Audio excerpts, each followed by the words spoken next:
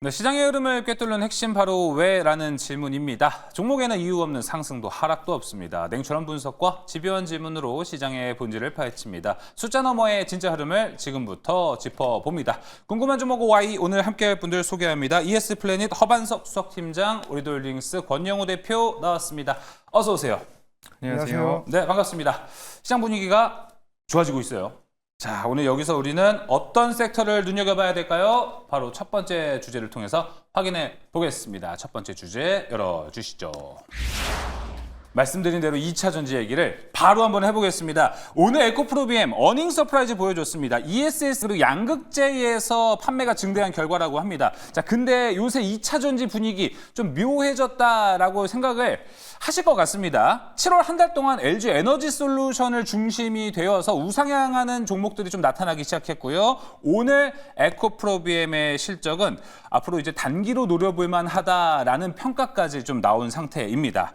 자, 7월 초에 매수했다라면 너무나도 좋았겠지만 지금이라도 늦진 않았는지 이야기를 하나하나씩 좀 나눠보도록 하겠습니다. 먼저 허반석 팀장님, 자, 중국 관세 반사 이익, 리튬 가격 상승, 그리고 지금 펀더멘탈에 대한 매력도도 올라간 상태가 됐습니다. 지금 분위기, 이 2차 전지를 둘러싼 분위기가 너무나도 좋아졌는데요.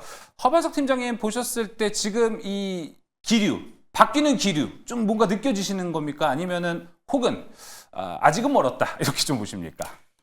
기류는 이미 나왔죠. 7월 3일 이 시간에 LG 에너지 솔루션 말씀을 드렸거든요. 그렇죠. 그 이후로 많은 상승이 나왔는데요. 그때 당시 말씀드린 게 외국인들은 이미 저평가되어 있는 종목을 담고 있습니다. 그러면 외국인들은 방향성을 가지고 담아갈 가능성이 높기 때문에 중장기적 매력도가 높은 섹터에서 장기 투자를 하실 분들은 이 외국인들의 수급 발맞춤에 같이 가셔도 무방합니다만 빨리 가지는 않을 수 있습니다만 네. 담으실 분들은 분할로 적은 비중으로 담아가시는 전략을 세워보시죠 라고 말씀을 드렸는데 제가 생각했던 것보다는 조금 더 빨리 가고 있는 모습입니다. 7월 3일 이후로 34% 이상의 상승률을 기록을 하고 있으니까요.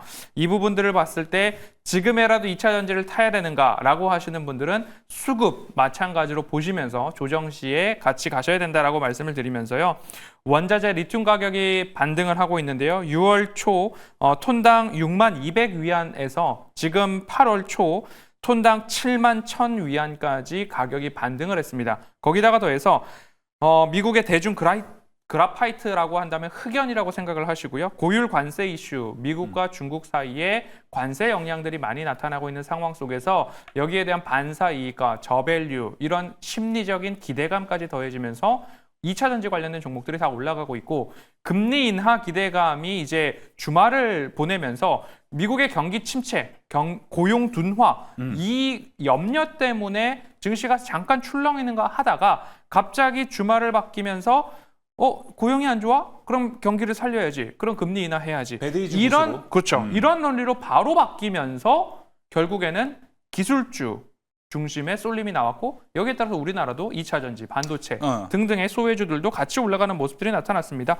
그렇기 때문에 분위기는 좋습니다. 여러분들이 전략과 타이밍만 잘 하시면 되는데 한 가지 제가 보는 2차 전지의 핵심 포인트라고 한다면 이전에는 다 같이 올라갈 때 미래 배터리에서 전고체였거든요. 네. 지금은 ESS에 조금 주목을 해야 되지 않을까 싶습니다. ESS 2030년까지 전 세계 배터리 시장의 약 20% 이상을 차지할 것으로 예상이 되고 있는 상황 속에서 LG 에너지 솔루션은 지금 현지 ESS에 대한 생산을 하고 있고 테슬라와 2027년부터 2030년까지 LFP 배터리 공급까지도 계약을 해놓은 상황이기 때문에 제가 무슨 이야기를 하시는지는 알 것 같고요. 타픽도 마찬가지로 LG 에너지 솔루션을 가지고 왔고 ESS에 특화된 기업들에 대한 관심을 높여보자라는 말씀드리겠습니다. 알겠습니다. 오늘 한 번에 쭉 달려주시는 거예요? 가격 전략이 타픽 종목까지 같이 이야기를 해주셔가지고 네. 알겠습니다. 놀랬습니다. 자, 일단은 ESS 중심으로 그리고 뭐 이제 전략과 키워드는 이제 각자 좀 잘 봐야 된다라고 이야기를 해주셨는데 그게 아마 ESS가 될 것 같습니다. 자, 그렇다면 일단 단답으로 권영우 대표님 먼저 물어보겠습니다. 앞서 허반석 팀장이 이야기한 의견 동의하십니까? OX. 5입니다. 5로 동의한다? 오, 알겠습니다. 자, 그럼 우리 앞으로 2차 전지에 대한 키워드 좀 어떻게 바라봐야 될지 이야기를 좀 해봐야 될 것 같습니다. 걱정했던 관세 리스크가 오히려 반사수혜로 좀 다가와서 뭔가 상충이 좀 된 느낌이고요. 자, 이제 ESS가 아까 말씀해 주신 대로 중심이 좀 되고 있습니다. 혹시 ESS만 보시는지 아니면 2차 전지 이거 말고도 앞으로 좀 상승을 하는 데 있어서 요거 좀 주의 깊게 봐야 된다. 좀 있습니까? 일단은 큰 틀은 ESS로 잡아야 된다고 생각을 하고 있고요. 그 중에서도 ESS향 매출 실적이 높은 종목들, 매출 비중이 높은 종목들. 그동안 이제 오늘 같은 경우에도 에코프로 BM의 실적 발표를 보면 이 실적이 전년 대비 10배 늘어났고 동월 대비 이전 월 대비 20배가 늘어났습니다. 근데 이 실적을 까보니까 EV향 전기차 쪽 배터리 모멘텀보다는 그쵸. ESS향 매출이 많이 늘어나서 이렇게 실적이 좋게 나오거든요. 맞아요. 그래서 앞으로 키워드는 실적 턴어라운드인데 ESS 쪽으로 모멘텀이 확실한, 그러니까 지금 앞에서 허반석 팀장님께서 말씀하신 것처럼 그동안 배터리주가 가면은 전고체 배터리부터 그런 기술들이 다 갔거든요. 네. 근데 지금은 정확히 ESS향 매출이 높은 종목들 위주로 옥석 가리기 장세가 좀 나을 수 있다 이렇게 보고 있고요. 사실 수급적인 측면에서 제가 오늘 가장 긍정적으로 봤던 거는 외국인 수급에 그 비차익 매수가 좀 들어왔거든요. 비차익 매수는 코스피 200에 편입되어 있는 종목을 아무렇게나 외국인이 바스켓 매매로 다 사는 겁니다. 보통 이렇게 비차익 매수를 하는 이유는 증시에 대한 확신이 어느 정도 있을 때 이렇게 비차익 매수가 들어오거든요. 그렇기 때문에 이런 비차익 매수가 들어오게 된 근거가 9월 연중 금리 인하 가능성이 지금 90%까지 치솟았습니다. 그래서 금리 인하 가능성이 높아진 것에 따른 국내 아시아 증시까지 해가지고 좀 관심도가 좀 높아진 상황이다 이렇게 보고 있고, 금리 인하를 하게 되면 전통적으로 고성장 섹터인 제약바이오 섹터, 성장주. 그렇죠. 그리고 2차 전지 섹터가 반등하는, 상승하는 그 경향성이 되게 뚜렷합니다. 그렇기 때문에 하반기에는 ESS 쪽 그리고 실적 턴어라운드가 되는 종목들 그리고 금리 인하 기대감에 맞물려서 추가 상승이 나올 수 있다라고 생각을 하고 있습니다. 알겠습니다. ESS가 좀 중심의 키워드가 될 것 같다. 두 분이 같이 입을 모아서 이야기를 해줬습니다. 이게 좀 추가적인 질문이 될 수 있는데 권영호 대표님, ESS만 봤을 때 지금 우리나라 2차 전지 종목에 앞으로 밸류는 얼만큼 줄 수 있다고 보세요? 추가적인 밸류는 충분히 가능하다고 보세요? 추가적인 밸류는 충분히 멀티플 상향이 가능하다고 보는데, 왜냐하면 지금 허반석 팀장님께서 말씀하신 것처럼 LG 에너지 솔루션처럼 이제 북미 공장에서 점점 밸류체인을 늘리고 있는, 그러니까 LFP 배터리에서 ESS향 공장 가동률을 늘리고 있는 기업들이 사실 내년이나 내후년에도 매출이 어느 정도 예상이 되고 있거든요. 그렇군요. 그렇기 때문에 이런 기업들에 대한 재평가가 지금 시작이 되고 있다 이렇게 생각을 하고 있습니다. 알겠습니다. 추가적으로 ESS에 대한 밸류 우리 지금 충분히 줄 수 있는 타이밍이다라고 확인해 봤습니다. 자, 그럼 탑픽 종목도 들어보겠습니다. 종목을 보니까 오늘도 겹칩니다. 그래서 오늘은 우선권을 권영우 대표님 먼저 드리겠습니다. 네. 저도 이제 지난번에도 LG에너지 솔루션을 맞아요. 들고 왔거든요. 그런데 오늘도 LG에너지 솔루션이 지금 가격에서 진입을 하셔도 충분히 수익권까지는 나올 수 있다라고 보고 있고요. 앞서서 설명드렸듯이 ESS향 그 LFP 배터리에 대해서 대규모 수주 공시가 한번 LG에너지 솔루션이 나왔었고, ESS 실적 모멘텀이 본격적으로 시작됐다라는 평가가 지배적이고요. 올해 2분기부터 미국의 ESS 쪽 LFP 배터리 생산을 시작을 하고 있고, 연말에는 16.5기가와트 규모의 캐파를 더 가동한다는 거니까, 그러니까 공장을 더 가동한다는 거는 이미 어느 정도 계약에 대한 그 바운더리가 잡혀있기 때문에, 그렇죠. 가이드라인이 잡혀있기 때문에 공장을 가동하는 겁니다. 그렇기 때문에 실적에 대한 수혜, 그 중에서 LG엔솔의 수혜 기대감이 작용하는 시점이 지금 오고 있다라고 보고 있고, 중국의 그 논 EV 배터리 관세를 내년부터 25%로 상향을 합니다. 그래서 이 부분에 대해서 이제 비중국 기업들, 그 중에서도 이제 한국의 LG에너지 솔루션이나 삼성 SDI 같은 기업들이 반사수혜를 입을 가능성도 높다 이렇게 보고 있고, 배터리 소재에 대한 어떤 다변화도 어느 정도 이 주가 상승의 한 부분에 작용한다라고 생각을 하고 있습니다. 네네. 그래서 차트로 목표가 잡아드리도록 할 건데요. 목표가는 42만 5천 원 제시하도록 할 거고요. 손절가는 35만 원 제시하도록 하겠습니다. 알겠습니다. LG 에너지솔루션 권영우 대표의 탑픽 종목이었고요. 이제 허반석 팀장도 오늘 LG 에너지솔루션이 탑픽 종목입니다. 지난 시간부터 계속 이야기했고 7월 초에 이야기해서 오늘 리뷰해 본다면은 와, 몇 퍼센트 거의 20-30% 되는 수익률이 나온다라고 볼 수 있어요. 제가 그랬기 계산하기로는 때문에. 34%. 그렇죠. 정확합니다. 자, 그래서 저는 조금 LG 에너지솔루션을 잡아주셨으니까 이거 좀만 바꿔서 생각을 해보자. 네. SDI는 왜 아닌가라는 게 좀 궁금합니다. 왜냐하면은 한 달 동안 29만 원에서 39만 원까지 올라가는 LG 에너지솔루션, SDI도 ESS 충분히 하고 있거든요. 네. 수익성 측면과 가동률과 그 가동률 안에서의 실제 매출이 얼마 정도 나오는가의 디테일의 차이가 분명히 있다. 공격적으로 막 확장을 시켰던 게 SK온, LG 에너지솔루션. 네. 그리고 삼성 SDI. 그런데 공격적인 게 독이 되느냐 득이 되느냐는 나중에 가서 보자 라고 불을 지폈던 곳이고, 삼성 SDI 같은 경우에는 투자 확장에 있어서도 안정성을 택한 기업의 차이가 있지 않은가. 하지만 시간이 지나면 결국에는 또 좋은 시절은 분명히 올 겁니다. 그런데 지금 당장에 있어서는 LG 에너지 솔루션이 가장 선두에서 우리가 실적으로도 밸류를 줄 만한 위치와 캐파, 가동률이 나오고 있다. 이렇게 이해해 보시면 좋을 것 같고요. 차트 잠깐만 보시면 주봉으로 하나 열어놓고 보시면은요. 주봉 차트로 바꿔서 보면 이제 어디가 첫 번째 저항인지가 나오거든요. 한 43만 원 정도 나오는데요. 저도 목표가를 42만 5천 원으로 7월 3일에도 그렇고요. 지금도 그렇고요. 1차적인 저항이 나올 수 있는 121선과 201선 구간에, 그리고 직전 고점에 42만 5천 원 보시고요. 손절가는 36만 원 말씀드리겠습니다. 네, SDI와 아주 제대로 또 비교를 해서 비교 분석까지 함께 해드려봤습니다. 자, 첫 번째 섹터는 여기서 이제 마무리해 보도록 하겠습니다. 두 번째 주제로 넘어갑니다. 두 번째 주제 공개해 주시죠. 자, 확인해 볼까요? 반도체 이야기 한번 해보겠습니다. 그 어느 때보다 삼성전자 오늘 아마 두 분도 보셨을 거예요. HBM3 퀄 테스트 통과 임박! 이 뉴스가 오늘 되게 많이 떠돌아다녔습니다. 텔레그램에서도요, 오늘 받은 글 해가지고 좀 여러 개 돌아다녔던 것 같습니다. 근데 우리도 하도 이 양치기 소년 마냥 속은 적이 많아가지고 이거 진짜야? 라고 좀 믿을 수가 없기도 했었는데요.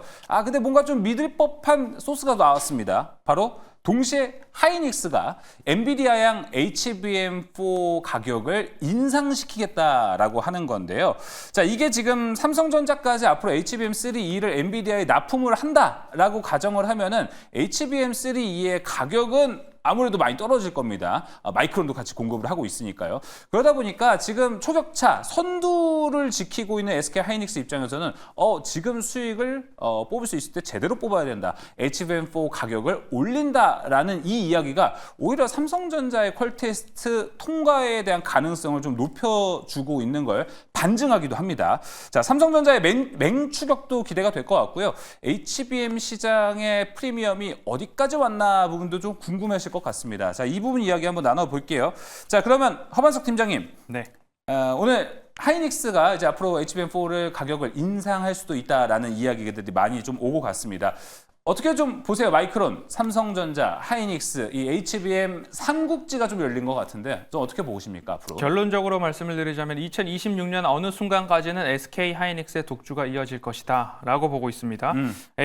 SK 하이닉스가 가격 인상에 대한 발표를 했습니다. 그 가격 인상에 대해서는 원자재 가격 상승, 그리고 TSMC 웨이퍼 사용 증가에 따른 제조 원가 상승을 그대로 가격에 반응하겠다라는 조치와 자신감으로 좀 보이고요. HBM4 12단 제품의 단가를 HBM3E 대비 최대 70%까지 인상하겠다라고 하는데요. 이거는 결국에는 고객사와의 협상 단계에서 어느 정도 서로 양보하는 부분도 분명히 있을 수 있겠다라고 생각이 들고요. HBM4 테스트 수율도 70% 수준으로 이미 안정권에 들어선 상황이기 때문에 마이크론이나 삼성전자가 아직까지는 시작도 못했다라고 표현을 하는 게 맞을까 싶습니다. 삼성은 양산체제 구축이 늦어지고 있는 상황이고, 마이크론은 테스트 초기 단계이기 때문에 수익성으로 연결될 때까지는 아직까지 조금 기다려야 된다. 마이크론이 일각에서는 2026년 양산 가능하다 이런 이야기를 하고 있으니까요. 앞서서 제가 2026년까지는 SK 하이닉스의 독주가 이어질 수 있다라는 근거로 보시면 좋을 것 같고요. 가격권이나 이익이 방어 중이나 그 다음 차례에서도 가격을 높일 거야라고 했을 때 이미 가격을 높이겠다라고 천명한 상태이기 때문에 이를 받아서 쓰는 고객사 입장에서는 우리 공급망 다변화해야 되겠다. 가격에 있어서 협상력을 높이려면 삼성 것도 쓰고 마이크론도 쓰고 해야 되지. 이대로 있다가는 SK 하이닉스에 끌려갈 수밖에 없겠다라는 것은 당연한 비즈니스 관점이니까요. 26년 이후 이러한 제가 말씀드렸던 내용들이 하나하나 현실화될 수 있고 그 현실화에 앞서서 주가는 선반영, 미리 움직일 수도 있기 때문에 이 부분을 여러분들 챙겨보시면 좋을 것 같습니다. 알겠습니다. 자, 그렇다면 어제 우리나라에서는 국가대표 AI 선발이 좀 있었습니다. 그러다 보니까 어제 하루는 소프트웨어로 쫙 시세가 몰려가는 모습을 보여줬는데, 자, 그래서 이 AI 국가대표도 나온 김에 반도체도 좀 하드웨어도 같이 움직일 수 있을 것이냐, 이 부분 좀 궁금해하시는 건 많을 것 같습니다. 이 흐름 오늘로서는 권영우 대표는 이 반도체의 흐름을 좀 어떻게 보십니까? 일단 반도체는 하반기에 ASIC 주문형 반도체가 그 메가 트렌드가 될 거다라고 AJ? 저번에 방송에서 그렇게 말씀드렸었는데, 사실 지금 AI 반도체 시장에 대해서는 뭐 이견이 없지 않습니까? 너무 의심의 여지가 없는 시장이지만 개별 주가에 대해서는 충분히 차별화가 나타날 수 있습니다. 하이닉스의 매출 비중이 좀 더 떨어지고 시장 점유율이 뭐 낮아지게 된다면 삼성전자한테도 그만큼 기회가 있을 수 있는데, 반도체 쪽은 사실상 엔비디아가 거의 독점 구조로 가고 있고, 이런 엔비디아에 또 독점 공급을 하고 있는 게 또 하이닉스지 않습니까? 이런 독점 체제가 사실 B2B 시장에서는 역사적으로 장기간 독주를 한 경우가 없거든요. 네. 그래서 X86 CPU 시장에서는 인텔이 초기에 독점을 하다가 후반부로 갈수록 점유율이 떨어지고, 그리고 스위칭 시장에서는 시스코가 초반에 독점을 또 하다가 또 후반부로 갈수록 점유율이 떨어지고 있는데, 엔비디아 같은 경우에도 지금 물론 한 65%, 뭐 70% 가까이 시장 점유율을 차지하고 있지만 AMD라고 하는 강력한 경쟁사가 또 있거든요. 그래서 이 AMD의 그 기술력, 그러니까 칩의 코어 성능 자체는 엔비디아랑 크게 떨어지지 않습니다. 뒤처지지 않지만 어떤 칩과 칩의 연계 기술이라든지 뭐 개발 기술에 대한 플랫폼, 이런 것들로 인해서 좀 경쟁력이 좀 의심할 수 있는 부분이지만, AMD는 어쨌거나 빠르게 따라잡고 있기 때문에 삼성전자와 AMD의 협력을 생각해 본다면 충분히 그 AMD 공급하는 삼성전자도 추후에 주가가 충분히 반응할 수 있다라는 부분, 이 부분 생각하시면서 참고하시면 좋을 것 같습니다. 알겠습니다. 자, 그럼 이제 반도체 내에서도 토픽 종목을 한번 받아보도록 하겠습니다. 시간 관계상 짤막한 설명과 함께 들어보면 더욱 좋을 것 같습니다. 허반석 팀장님. 네, 6월 24일 말씀드렸던 제주 반도체 다시 가지고 왔고요. 차트 흐름 보시죠. 차트상 저위험 구간에서 매수를 따박따박 하고서 되돌림 자리에서는 여러분 수익 실현하는 대응을 말씀을 드렸습니다. 6월 24일에도 마찬가지로 되돌림 자리에서 윗꼬리가 나왔고요. 지금은 다시 차트상 저위험 구간까지 내려와 있는 상황이다. 제가 보는 관점에서 재차 저위험 구간에 진입을 했고 5에서 6거래일 이내 반등에 대한 조짐이 나올 것으로, 눌림이 마무리될 것으로 보이기 때문에 반도체 이슈에서는 제주 반도체를 탑픽으로 가지고 왔습니다. 네. 목표가 18,000원, 손절가 13,000원 말씀드리겠습니다. 네, 제주 반도체 가격 전략 잘 확인해 보시고요. 권영우 대표님도 깔끔한 설명 부탁드리겠습니다. 네, 제가 오늘 가지고 온 종목은 두산 테스나라는 종목이고요. 테스나. 삼성전자의 매출 비중이 90% 정도 되고, 지난번에 파운드리 후공정 관련해서 삼성전자 테슬라랑 수주 공시가 나오면서 제일 빠르게 반응을 보였던 종목입니다. 그래서 상한가를 갔었다가 지금은 눌림목인 구간인데, N자 파동으로 추가 급등이 좀 나올 확률이 높다라고 보고 있습니다. 그래서 차트 보시면서 목표가 설정해 드리도록 할 건데, 목표가는 36,000원 제시하도록 할 거고요. 손절가는 28,000원 제시하겠습니다. 네, 두산 테스나까지 이야기 들어보면서 궁금한 종목 Y 마무리해 보도록 하겠습니다. 허반석 수석팀장, 권영우 대표와 함께했습니다. 오늘 말씀 고맙습니다.